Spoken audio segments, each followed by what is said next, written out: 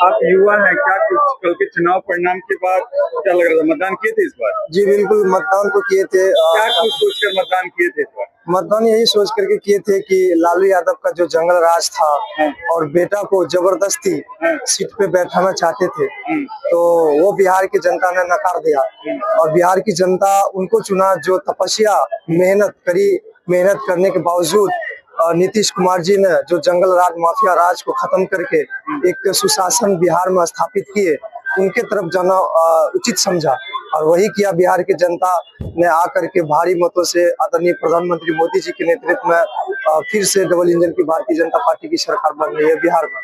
क्या कुछ जंगल राज की बात करते हैं, क्या कुछ जंगल राज के बारे में जानते हैं? आप तो युवा हैं, क्या कुछ जानते हैं जंगल राज? जानते हैं कि पहले जब हत्याएं होती थी, डकैती होती थी, लूटपाट होती थी और सरकार उन पे कोई कार्रवाई नहीं करती थी, बल्कि सरकार उनके साथ मिलजुल करके एक मिला देते थे, बंटवारा करते थे, पंचायती करते थे बैठ करके आवासीय मवास में।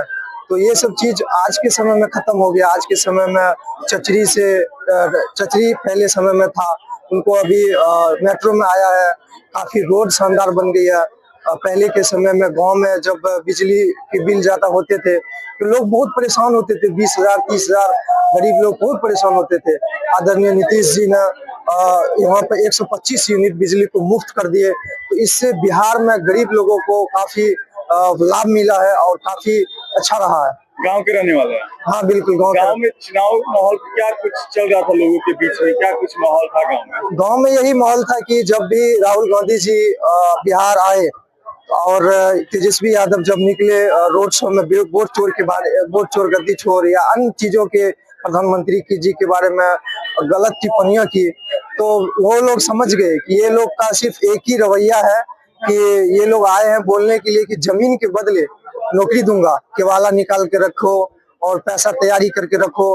तो देखिए, एक बार रोड शो हुआ, उसके बाद वो तो टूरिस्टर थे, टूरिस्ट पे आए थे, उनका टूरिस्ट खत्म हो गया, वो चले गए। तो जब भी राहुल गांधी बिहार आते हैं और कहीं भी जाते हैं तो बीजेपी का जीत सुनिश्चित हो जाता है। तो यही गांव में था कि जैसे कि छठ जो पर्व था, उनके ऊपर गलत टिप्पणी करके राहुल गांधी ने एक बीजेपी को और फ्रंट फुट पे ला दिया और खुद वो बैक फुट पे चले गए। तो उनका चाल चलित्र चेहरा जो है इंडिया गठबंधन का, वो कहीं ना कहीं दिखाता है कि हार का सामना इसलिए उनको करना पड़ा।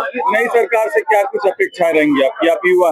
जी बिल्कुल, अपेक्षा यही है कि जो बिहार के जो भी युवा बाहर चले गए हैं पलायन करके, हम सरकार से आग्रह करेंगे कि उनको आप बिहार में पलायन को रोक करके यहाँ पे रोजी रोजगार फैक्ट्री लगाइए और इससे लोगों को बाहर नहीं जाना पड़े। बाहर में जाते हैं तो बिहारी बोल करके परेशान करता है, लेकिन यहाँ तक कि बोल सकते हैं कि पहले के समय में जैसे आप बिहार से बाहर जाते हैं तो बोलता है कि गुंडा माफिया लालू जी के नाम से ही जाना जाता है, लेकिन अगर आप जाते हैं, उन्होंने तो पहचान का संकट खड़ा कर दिया था।